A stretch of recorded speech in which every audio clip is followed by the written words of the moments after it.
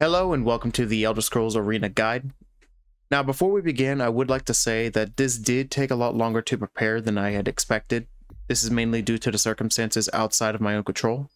Now, what this video will cover is the core of character creation, and it is also to give players a general idea of what to do and what to use early on.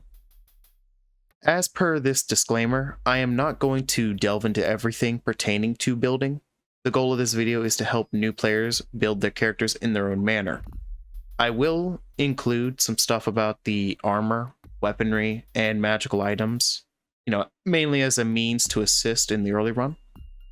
Spells will also be included, but I do not plan to explain about each spell in depth. Instead, I'm going to, aim for like what type of spell it is and, the basic uses. Anyways, let's get into the video. Alright, so for this video, we're going to discuss the three major paths, which is the Mage, the Thief, and the Warrior. Now, as for the mages are portrayed as characters that strive for knowledge, make balanced decisions, and listen to those who are wiser and more experienced than themselves. They are also those who use and manipulate the essence of magic, employing intelligence and willpower as their governing statistics.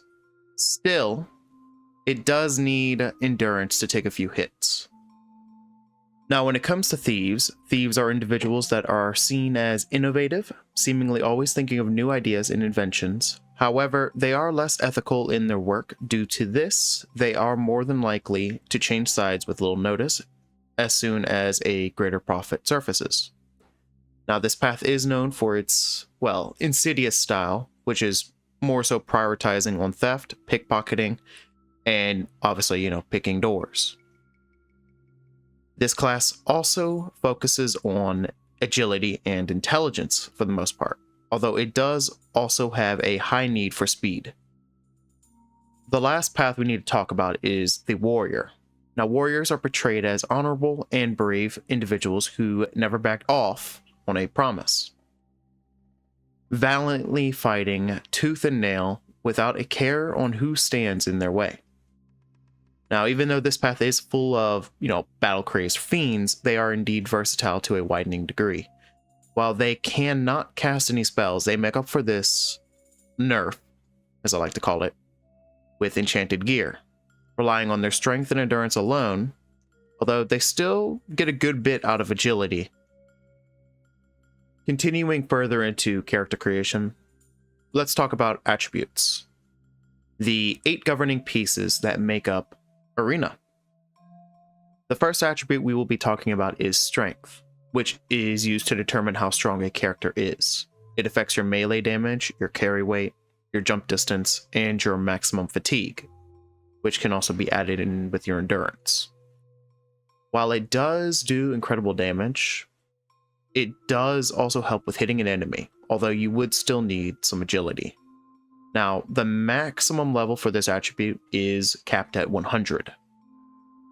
Continuing on, we will now talk about the intelligence attribute, which determines how smart your character is, how they affect the total amount of spell points as well, which is also used to help cast spells. This also does help with negotiations in bartering, and it does, ironically, help with your chances of picking a lock. Similar to strength, the maximum attribute level is 100. When it pertains to willpower, willpower determines how tough a character you are mentally. It affects your resistance to spells and also helps in your negotiations. If you wish to adequately defend against spells and not take as much damage, then obviously willpower would be essential. Similar to all other attributes, the maximum level is 100. The agility attribute helps determine how nimble you are. It also gives you the chance to successfully hit an enemy with a melee weapon, as well as decreases the chance of you getting hit. It does help regarding, stealing an item or picking a lock, since having a high agility rating makes it a lot easier to avoid taking a hit. Thus, the 2 hit and 2 defend components are not as needed.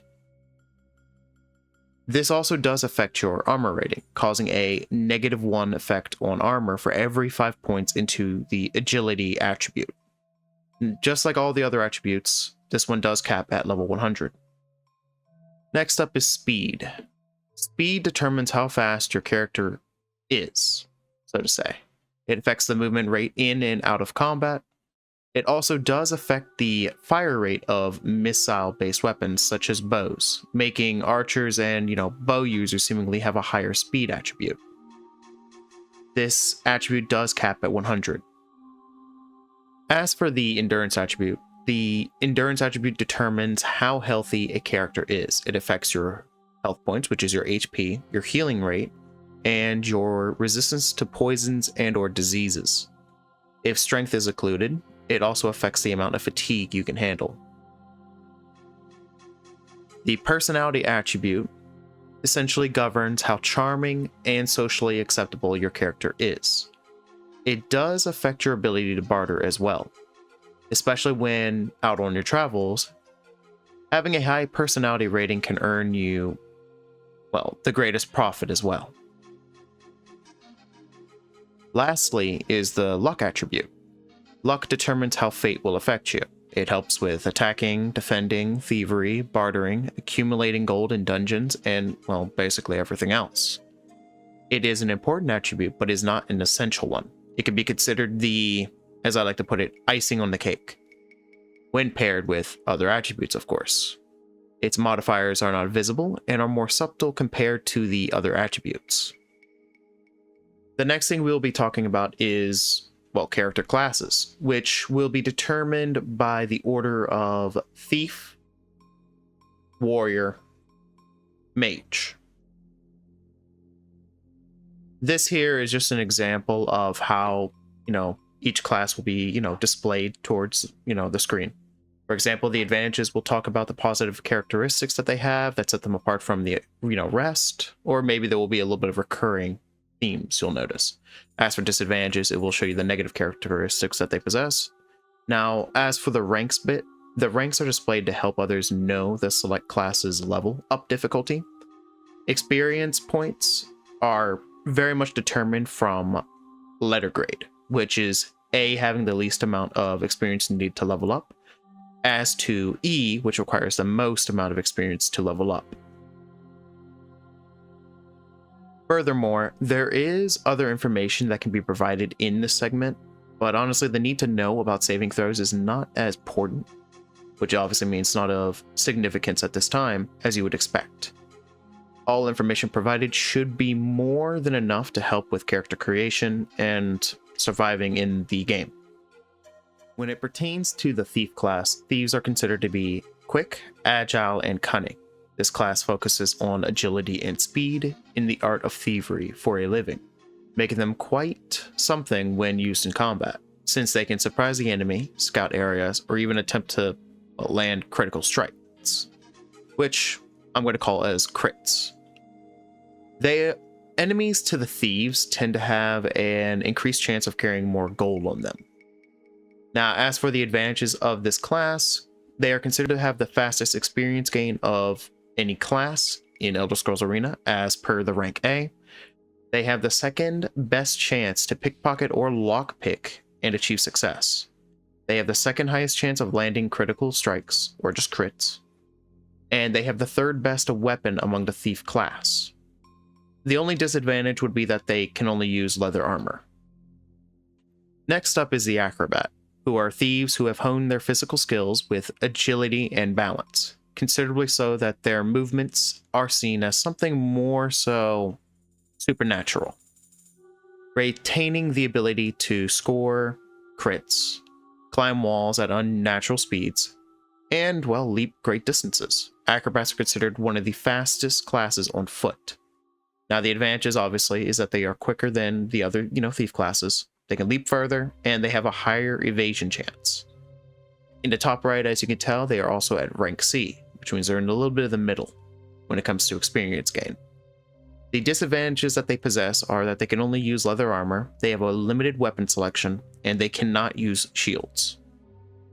Next up is the Assassin class, which is the Dark Hand in the night. Their skills are honed to killing others, capable of finding weak points and or striking certain areas. They are capable of felling opponents that were much more powerful than themselves.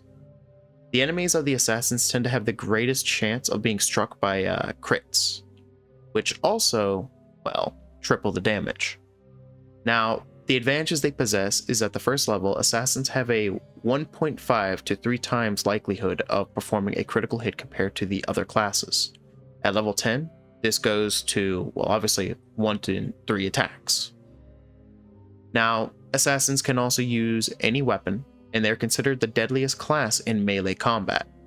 As you can tell in the top right corner, they are also at rank C. Now, the disadvantages to this class is that they are, well, as you can see, incompetent thieves. Their skills in thievery are probably the worst of their kin. And they also do have a horrible starting health compared to the other melee classes. Next is the Bard class, which is considered to be a jack of all trades. They are able to perform many tasks, which is not limited to critical strikes, weapon skills, thievery, and magic. Bards are also a very versatile class and can take up slack in almost any situation. They also receive an equal amount of spell points comparable to their intelligence. Their crits are capable when cornered by powerful opponents. The advantages of this Bard class are that they can use magic, which is, ironically, the only one that can do it from the Thief class. They are tied with Mage for fastest leveling Spellcaster, which is at rank C. As you can tell, mages don't really have a good leveling rate. They also have the third highest chance to pickpocket or pick locks. The only disadvantages of this class is that they have a lower spell point capacity of any, magic user, and they have a lower chance to crit in comparison to other thief classes. When it pertains to the burglar class, they are adept at picking locks and infiltrating different areas. Burglars do it better than, well, any other class, having honed their skills to be able to find ways into areas thought inaccessible. They are useful when exploring new dungeons, palaces, and other areas where others may be stopped by locked doors and/or chests. They also receive a chance per level to deal a critical strike. The advantages of this class is that they have the highest pilfering skills out of all classes. They are also at rank C, as you can tell. The only disadvantages is that they have a horrible weapon availability. They can only use leather armor, they cannot use shields, and they have quite a lackluster hit dice. Finishing up on the thief classes, we have the rogue. Rogues are thieves that were also trained in using arms and armor. Rogues have combined the agile and cunning of thieves with the skill of arms found in warriors. This makes them formidable and versatile, making them comparable in combat to the warrior class, but still retaining their ability to pick locks and pockets. Ironically, as a side note, they are technically the other half of the bard, except that, obviously they're more combat oriented with blades. Now, rogues do have a slight chance per level to critical strike an opponent, which is obviously the 3 times modifier. Now, they do have some advantages, which is that they have access to all but the heaviest of armor and shields. And they also have a somewhat better degree of physical protection. They are also stuck with the experience leveling at rank C. The only disadvantage of this class is that they have a lower chance for critical strikes. Finally, venturing into the warrior class, we have the ever so infamous warrior, which is a basic stock of the world of Tamriel. They are versatile characters that can employ their skill at arms in almost any situation.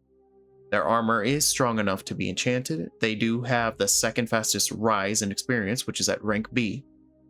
And at higher levels with enchanted armor, they can go toe-to-toe with mages and, well, their own ilk. Now, some advantages of this class is that they are the only class that can use any weapon and armor. They are augmented with magic items, which can be considered one of the most dangerous classes in melee combat. And honestly, their ranged attacks are not that bad. They also do possess the second best health increase per level. The only disadvantage of this class is that they have a 0 chance at, dealing critical hits. Venturing into the archer, they are marksmen for the Empire. They are adept at using missile weapons during melee, which are ranged weapons, like bows. Due to this, they have a chance of causing critical strikes on targets per experience level if they are using weapons, like bows, obviously. These critical strikes usually do triple the normal damage. Now, this class is honestly perfect for those players with lightning reflexes. when it is paired with a high-powered bow, like a ebony bow or Oriole's bow. The detail level being turned down actually allows you to shoot up to possibly 15 arrows per second. This makes this class the highest hit probability, adding on to the critical strikes that can turn potent around level 20. And well, honestly, you're a monster with the bow at that point. Now, they are capped with a level experience gain at rank D, which means they are almost at the worst, leveling up rate. As for advantages, the archer does get the same 3% critical strike chance per level with a dagger or bow. They can actually wear chain armor, and they have the fastest hit rate of any class when paired with a good bow and a speed and agility attribute. Their disadvantages are that they are ranged characters in a game of close combat. Ironic. Their hit dice is as good as an assassin, but other warriors can outscale here. They are honestly not good at thievery, but they are pillagers. And obviously, if you want to go into the famous thing, it is sight equals range of combat. Now, the barbarian is a warrior who has lived off the land and has obviously learned to fight off the harshness of it. Now, they are capped with the experience level gain of rank D. The advantages that they have is that they are one of the hardest classes to kill. They also supposedly can have more HP than Jaeger Tharn at level 14, which honestly is pretty interesting. They are also immune to poisons, which means you do not need certain potions, and they have a healing bonus dependent on their endurance. As for their disadvantages, they cannot equip plate armor and they cannot do critical hits. Next is the Knight, who are fighters of the noble class. They are well schooled in the ways of chivalry and conduct themselves with honor and dignity. Now, they do have a leveling gain of rank D, ironically. The advantages that they have is that they have decent vitality levels, they are immune to paralyzing effects, they can also auto-repair their gear, so you do not need a blacksmith. And the repairs do occur at midnight. There is no need to fear losing an artifact at any critical moment because of this, ironically. And they have access to plate armor. And due to this, they can also have more enchantments on their gear. The only disadvantages of this class is that they can't wear leather armor, so you're kind of going bare for a little bit. They can't do critical strikes, and they cannot cast magic. Next is the Monk, who are warriors who use their own mind's discipline to hone their bodies into lethal killing machines. Now, surviving as a monk is a bit difficult. If you cannot make lots of saving throws and bring firepower into the game quickly, then it might spell trouble. Like archers, even at higher levels, a monk can easily get wiped out by distant spells without any resistances being built up. Now, they are capped at rank D in experience gain. As for their advantages, they can use all weapons in the game. They have a higher chance of getting critical hits, but not with a bow. They have a lower chance of being hit per level, so as you keep leveling up, it gets even lower. And they will take no spell damage with a successful spell save. As for their disadvantages, they cannot wear armor, use spells, or shield themselves. And they have the lowest health pool of all the warrior classes. Finally, finishing up on the warrior class, we have the Ranger, which are woodsmen and hunters adept at tracking, surviving, and pathfinding. They are also capped at rank D. The advantages that they have is that they have a higher hit point, they can wear plate armor, they are more difficult to hit for enemies in the negative 30s range if maxed out. They have a bonus damage equal to their level, and they also get a reduced travel time of 2.34% per level, but only if it is 43 days or more. As for their disadvantages, they cannot cast spells and they have a slow leveling. And that's honestly about it. Finally, going into the Mage class, we have the Battle Mage. Now, Battle Mages are trained and bred to manipulate the essence of magic in battle. They are highly skilled at delivering offensive spells to the enemy. They do have a multiplier of 1.75 in their intelligence, which goes into their spell points, as per all other magical classes. Now, certain offensive spells in the Spellmaker, which you can find in the Mage's Guild when you speak to the merchant, are cheaper for a battle mage to purchase. They are capped at rank E, as per almost all mages except the mage class itself. Now, as for advantages, they can use any weapon and round shield, which does give them many magical items too. And there are various types of spells which cost less to cast. Now, as for the disadvantages, certain spells will cost more to cast, which obviously would be something of like what is listed here. Now, the only other disadvantage they have is that they can only use leather armor. Next up is a healer. Healers are mages that are dedicated to treating injuries and helping those in need. Their powers tend to be more powerful on the defensive aspect. As for the offensive, as I'm sure you can tell, you could say that they are essentially lacking. Healers are also known to have an increased base healing rate, as well as double their intelligence in spell points. Now, they are capped at the rank E when it comes to experience gain. The advantages that they have is that they have a 2x spell point multiplier, which is actually the same as the mage, but is only beaten by the sorcerer. And certain spells do cost less to cast, as shown below. Now, when it comes to their disadvantages, they have a limited weapon selection. Obviously, certain spells do cost more to cast. And, well, obviously due to their low level gain, healers cannot take advantage of spells with high, quote-unquote, level scaling. Finally, jumping into the mage. Mages are a class that was born and bred for the manipulation of magic. They are considered to be heavily dependent on spells, and they do have double their intelligence in spell points. Now, they are also given a rank C when it comes to experience gain, which means it's a little bit easier to level this type of mage compared to all the others. The advantages that they possess is that they have the fastest leveling compared to all the other spellcasters, which I had said, and they do have a 2x spell point increase from their intelligence. Now, the disadvantages are that they have the lowest HP of all the other classes, along with sorcerers. They can only use 2 types of weapons, and they cannot equip any armor. Next up is the ever so beloved Nightblade. Nightblades are mages who have perfected their arts to help in various activities that span from infiltration, spying, and sneaking about. Ironically, these mages take after the Thief class a bit more, even receiving benefits on picking locks. The only difference in this regard is that they also receive a 1.5 times multiplier to their intelligence when it comes to starting points, in the spell points, I mean. Like thieves, they tend to use their powers to help themselves about in the nocturnal activities.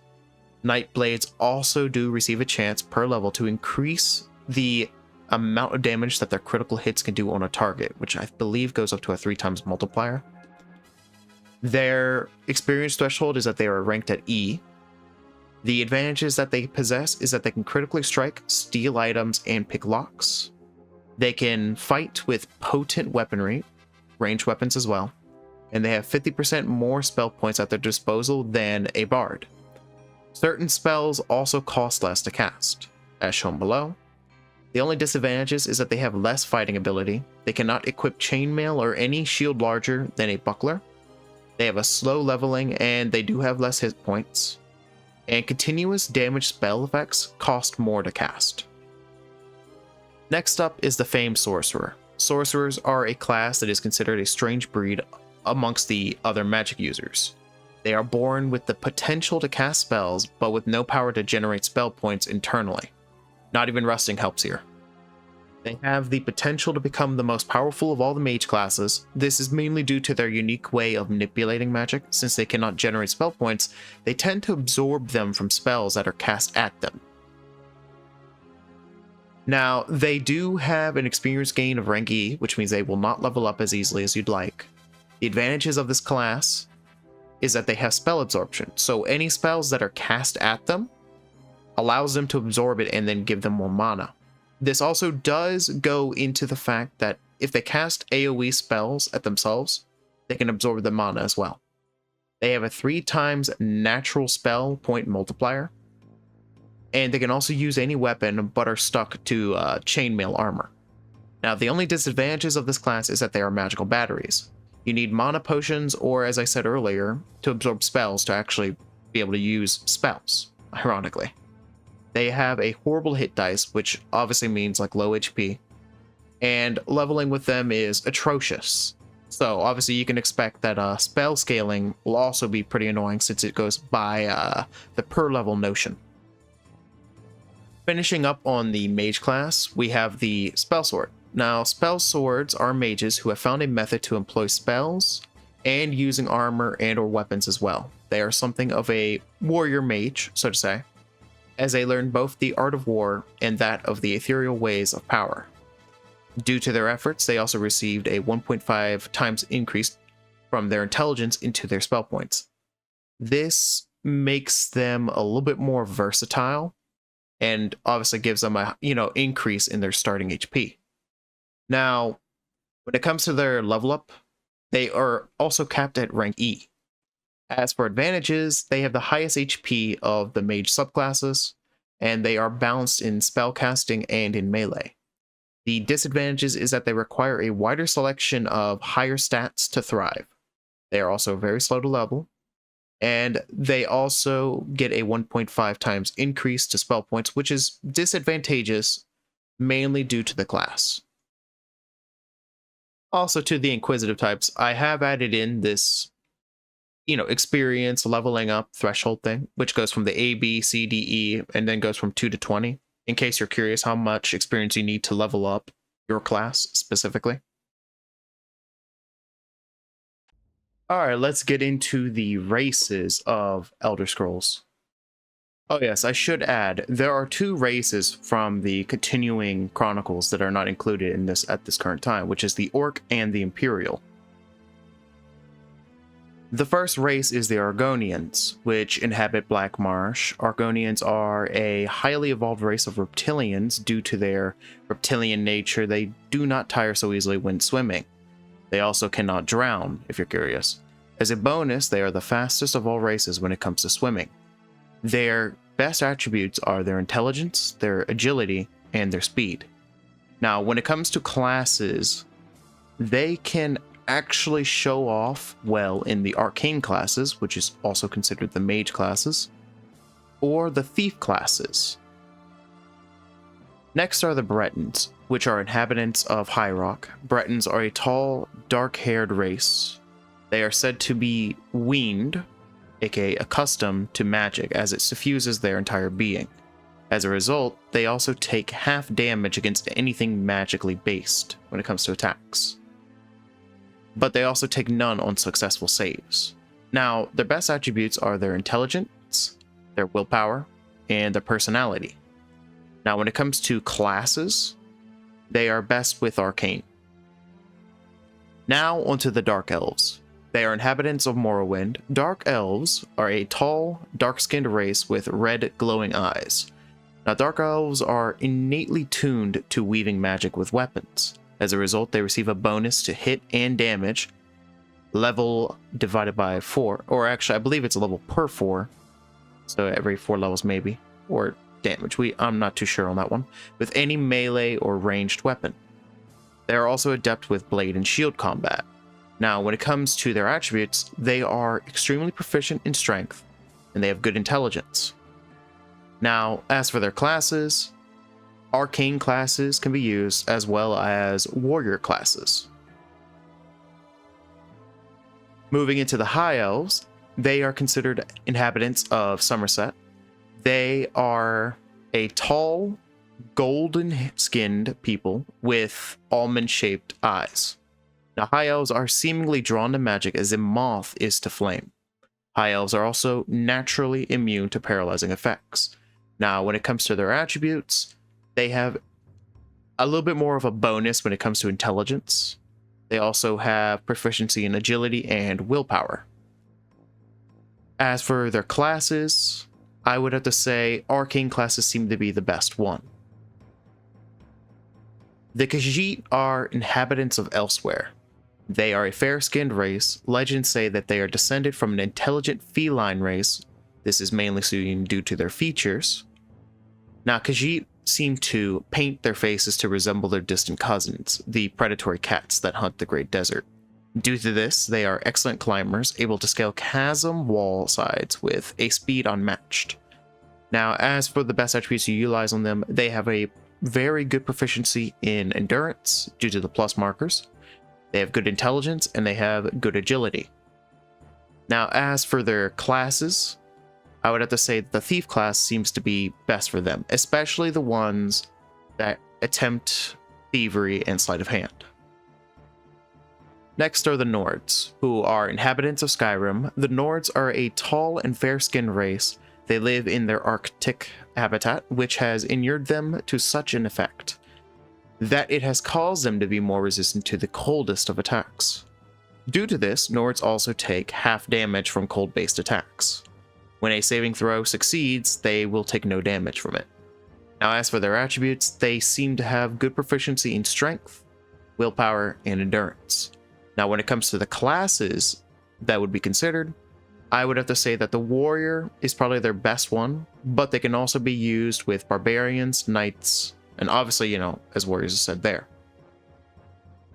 The esteemed Redguards. Inhabitants of Hammerfell, Redguards are said to have an innate proficiency when it comes to weapons, more so than any other race. Redguards also receive their bonuses to hit and damage, level per 3, my guess, with any melee weapon, not ranged weapons, of course. Now, their best attributes are their endurance, their agility, and their speed. As for what class to consider for this, I would have to say warrior class. Lastly are the Wood Elves, which are inhabitants of Valenwood. Wood Elves are a people of the forest. Adding on to this, they are seen having matched their features to that which is found growing in their homeland, as you could tell through certain ornaments. Now, Wood Elves also receive a bonus to their hit and damage, level per 3, with any bow weapons. Now, the best attributes for these guys are their extreme proficiency in agility and their good proficiency in speed, which also verifies the archer class for these guys. Now, the best classes considered would be thief classes, where, they shine, my bad, or any other class is also valid for use. Personally, I also believe the archer class would work best. Gear is the key. Now, when it comes to this section, I believe I have made 3, which will be weapons, armor, and enchantments. I will be discussing these, but I will not be going overly in depth into it, so everything that is listed on these is probably the most that you'll need. Now, when it comes to weapons, there are various types, which honestly will be easier to discuss when it comes to their material types, since the material types also determine the bonus modifiers you get in your damage. Now, on the right side, as you can see, there will be your punch, gauntlets, weapons, swords, yada yada yada, with the damage and, how many hands it requires to use the weapon, and also their weight. Now, on the left side is the material types, which goes from iron to ebony. At iron, you would get a -1 to hit and damage, which means, you're not doing as much as you would be able to do. With steel, it'd be 0. Silver, it's 0, but it allows you to damage certain foes, which are immune to lesser weapons. Going up from there, it's a plus modifier to hit and damage until you hit ebony, which is a +5 modifier. Now, continuing on to the armor, there are currently 7 armor pieces when it comes to arena, which is the helmet, the right pauldron, the left pauldron, the cuirass, the gauntlets, the greaves, and the boots. Now, there is not too much to explain when it comes to the types of armors, so as you can look on the right side, I put it into 3 types. Now, it's the non-plates, which have a negative rating that goes from 3 to 6, the plate types, which go from -9 to -14, depending on how, advanced you've gotten with the game. For example, once you reach ebony, you're at the end game usually. As for the shields, this does add in if you have the capability of wielding a shield, and it can go from a buckler to a tower shield. And the negative rating on the AR, which is the armor rating, usually implies that you're able to take more hits. Now, lastly is the magical items. There are currently, in my opinion, 2 types of magic item spaces in Arena. There are the active magic types and the passive magic types. Now, active magic types are like spells, except they take up no mana for use. In fact, when you cancel out some of these actions, you can get back mana. I remember this due to my own sorcerer gameplay. But this also does imply that they must be casted like ordinary spells would be. So they can be found across various provinces, each effect is an exact copy of a spell, and you can discern them at a mage's guild. Now, when it comes to the passive magic items, they're a bit different from active ones since they cannot be cast. They are just worn and that is it. They're like armor, sometimes. They have effects that can constantly be active, and they do also provide different benefits. As stated above, you can find them across various provinces, but this time, these items either give a material type similar to iron to ebony, or an effect, which is like, oh, you're going to get an increase maybe in one of your attributes. Now, when it comes to discernment, this is also done at the Mages Guild. Alright, the last bit we'll be talking about is the Path of Magic, which will be going into the spells, which you can use in the Elder Scrolls as a mage, sorcerer, or any magic type, yada yada yada. And then the final bit will be about the Spellmaker, which I think might be interesting for certain viewers. Now, what I pertain to the Path of Magic, there are currently, in my opinion, 4 exact types to consider. There is the offensive spells, which are spells that affect a target in a negative manner, which can be categorized down into a cause, single target, area centered on self, or area at range. They can be at the range of self, touch, or, well, range. And there are different types of effects, which could be poison, fire, ice, shock, or magic. Now, when it comes to healing and attribute enhancement spells, these are spells that affect a person, aka yourself, in a positive manner, which could be a cause or a cure. Of course, it also affects the self. Now, as for these spells, it could be cure, free action, heal, strength, or regeneration. Now, when it comes to protective spells, these are spells that actually protect yourself. So it could be something like create, self, yada yada yada, shield, invisibility, resist based, spells, or reflect based spells like a mirror, you'd say. Now, as for the final one, that would be environmental alteration spells. Now, what these do is they affect the environment. They can be done as a cause, which then leads to the environment, which is what they target. And as to what they can alter exactly, it would be the terrain, like the walls or the floors. It can affect your movement by allowing you to levitate, or it can affect certain items like, opening a door, locking a door, opening a chest, locking a chest, that kind of stuff. Finally, we speak of the Spellmaker. Now, when you go to the Mages Guild, you will speak to the, merchant, and you will be able to do Spellmaker. Now, Spellmaker is a bit complicated. It's not impossible to understand. It's just a bit, lengthy. Now, everything that is listed here is more than likely able to help you, but I will just go over it in a short manner. When it comes to the name, obviously, it's not your character's name you put on it. It's the name that you have. But you do name the spell name, obviously, right down below. Now, the balance is how much you have, obviously. The level is your character's level. The spell cost is how much is going to cost for purchase. The spell name, obviously, is just what you would name the spell. When it does the save verses, it just means that it is able to be made to avoid your spell. This applies only to offensive spells. The options here include, cold, fire, magic, poison, and shock. Now, as for target, this is usually meant to tell you what the spell will affect. It could be one target to touch, which means, one target to range, area base where it's centered on a caster, or area base where it's at range and it could be an explosion or something else. Now, when it comes to the casting cost, that is just how many spell points it's going to take to cast a spell. And the more you invest in certain bits, the higher the cost is going to get. So that's why the price would also be absurdly high. Now, as for the effects, well, obviously, you have to add in a total of 3 effects to one spell. And the duration of one round is usually how it starts out at, which is 5 seconds in real time. You can increase the duration and increase the amount of time, it takes for the spell to run out if you do this. But increasing the effect will also cause the spell to be a little bit more pricey, and the casting cost will also be a little bit higher than you'd like. Now, before I end the video, I would like to personally thank those who have stayed throughout, whether it's just from pure support or just genuine curiosity. It does mean a lot, and honestly, this manner of recording is a bit new to me. Honestly, it's a lot more different than what I would have normally done. If you think there may be some better methods I could have utilized, or might even want me to, provide more information than what I had done, then honestly, please do let me know, as I am trying to improve as much as I can on this field. Anyways, thank you again for watching, and I do wish you all the best.